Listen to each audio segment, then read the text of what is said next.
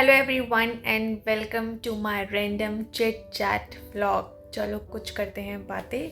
I hope कि आप सब बढ़िया कर रहे होगे अपनी ज़िंदगी में और कुछ रोज़ नया ट्राई कर रहे होगे, अच्छा कर रहे होगे। एक कहावत सुनी होगी कि कहावत नहीं, रियलिटी है आजकल की। लोग कहते हैं ना कि मतलब खुद को खुश रखना चाहिए, खुद पर ध्यान देना चाहिए, खुद के लिए समय निकालना चाहिए। ऐसा फाइनली होने लगा इसलिए क्योंकि एक समय के बाद हर किसी को इस चीज़ का एहसास हो गया कि कोई किसी को खुश रख नहीं पाता और जो रखता है वो सिर्फ टेम्परेरी है, मतलब ऊपर ऊपर। इसलिए खुद ही को खुश रखना पड़ता है। एंड ये भी एक बात सच है जो लोग कहते हैं कि 100 अच्छाई कर लो मगर अगर एक गलती तुमने करी तो दुनिया को सिर्फ वही याद रहता है। तो इसलिए इतना समय क्यों किसी पे ख़राब करना। जिसको जो सोचना है वो तो वैसे भी वही सोचेगा। तो अपनी खुशियों का ख्याल रखना या फिर अपनी चीज़ों में ही इन्वॉल्व रहना या खुद में ही खुश रहना ही एक एट द एंड बेस्ट तरीका है खुद को खुश रखने का। और ये रियलिटी है, ये सच है, ये हर किसी ने अपनी लाइफ में रियलाइज़ किया ही होगा एक ना एक टाइम पे। एंड ऐसा हो ही नहीं सकता कि ना रियलाइज़ किया हो, क्योंकि दुनिया इतनी घटिया हो चुकी है, इतनी ख़राब हो चुकी है कि आपको वो रियलाइज़ कराए ना, ऐसा कैसे हो सकता है। और जिनको नहीं हुआ है उनको भी आने वाले टाइम में हो ही जाएगा। तो फाइनली सब समझ चुके हैं कि खुद को ही खुश रखना पड़ता है। और चाहे दुनिया कुछ भी कहे, वैसे भी किसी को घंटा किसी चीज़ का फ़र्क नहीं पड़ता। हर चीज़ आपको कहीं ना कहीं अपने आप से ही जो है सीखनी पड़ती है, करनी पड़ती है, समझनी पड़ती है। और कहीं ना कहीं ये भी सच बन चुका है कि तुम लोगों को खुश रख पाओ, इससे ज़्यादा इम्पोर्टेंट ये है कि तुम पहले खुद को खुश रख पाओ। क्योंकि अगर तुम खुद को ही नहीं खुश रख पाए तो भूल जाओ कि तुम किसी को खुश रख पाओगे। और जब तुम्हारे आसपास में किसी को फ़र्क नहीं पड़ता कि तुम खुश हो या नहीं हो, तो तुम्हें क्या करना इतना फ़र्क डाल के कि वो खुश हैं या नहीं खुश हैं। कभी भी एक ही इंसान हर चीज़ की रिस्पॉन्सिबिलिटी नहीं ले सकता। It's always about two people, relationship is always about two people. तो ये दोनों की जिम्मेदारी होती है कि वो एक दूसरे को खुश रखें, ना कि कोई एक ही करता जाए, एक ही गिविंग गिविंग गिविंग हो और सिर्फ दूसरा लेता रहे। ऐसा नहीं होता। हमेशा हर रिलेशन में अगर कोई दे रहा है, कोई गिविंग नेचर का है, तो दूसरे वाले को एटलीस्ट इस चीज़ को अप्रिशिएट या एक्सेप्ट करना चाहिए कि हाँ, सामने वाले ने उसके लिए कुछ किया। वो एक रिलेशनशिप होता है। बाकी नाम के रिश्ते, कहने के लिए रिश्ते, ये सब बहुत फालतू हो चुका है। Wastage of time, energy and everything. You also going to realise this in your life later words कि कितना इम्पॉर्टेंट होता है कि आपकी लाइफ में कुछ ही लोग हों मगर अच्छे लोग हों जो आपकी एनर्जी को सेफ रखें और फालतू में आपको ड्रेन आउट ना करें। पहले के जो लोग थे, जो पहले के मतलब जो टाइम था, इवन जो पुरानी मूवीज़ देखते होंगे वो भी इस चीज़ को रिलेट कर पाएंगे कि पहले ना लोग समय लोगों के साथ बिताना पसंद करते थे। और ये सब मतलब मोबाइल और ये सब नेट वगैरह नहीं था, तो ऑफकोर्स उनके पास कहीं ना कहीं ऑप्शन भी नहीं था, तो वो एक दूसरे के साथ बैठते थे, समय बिताते थे। आज का इंसान ना इतना व्यस्त है और वो इस चीज़ को बहुत प्रमोट भी करता है कि busy life is the best one, क्योंकि आप जो है मतलब खाली दिमाग में फालतू चीज़ें नहीं सोचते हो। और जो लोग बिज़ी रहते हैं वो अपने में ही खुश रहते हैं।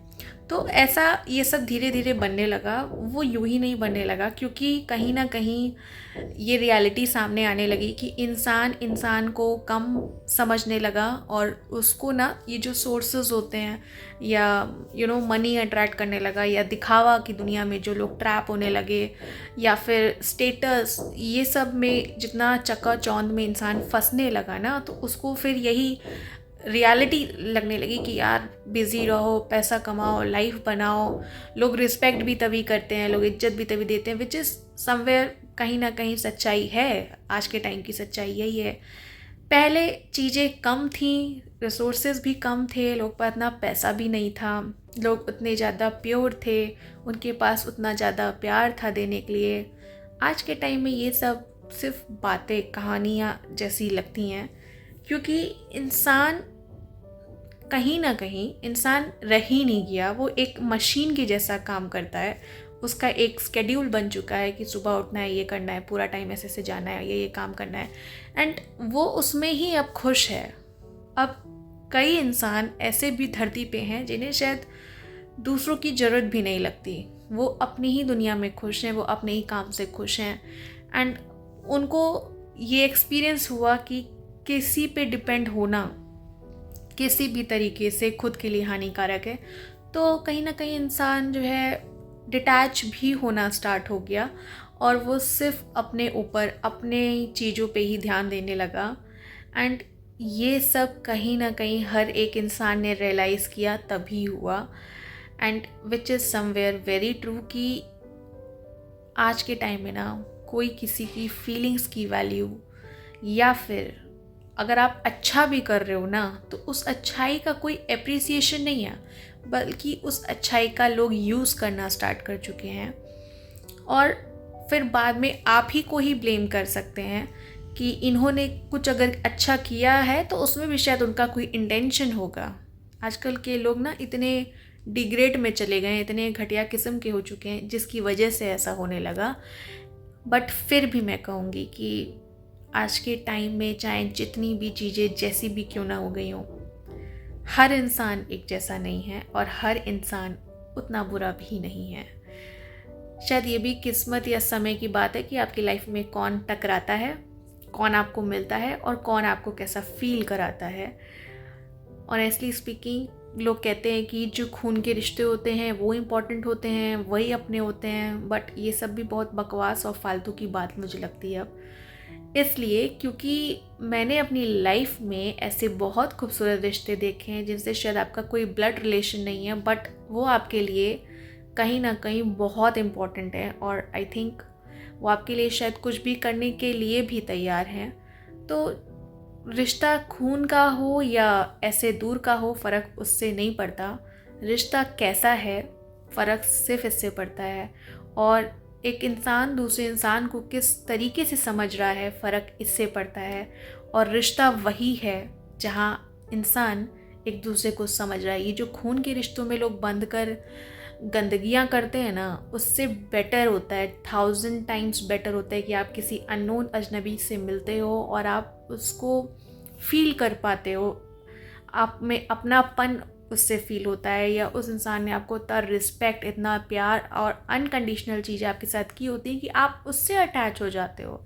So it's not about blood relation and all these things, it's all about how you communicate with each other, how you try to understand and make this things work well। बस इसी पे फ़र्क पड़ता है और किसी चीज़ पे नहीं। And purity is the most important thing I think in life. जहाँ आपको इंसानों से प्योरिटी वाली जो वाइब्स आती है वो फील हो, वो ज़्यादा इम्पॉर्टेंट है।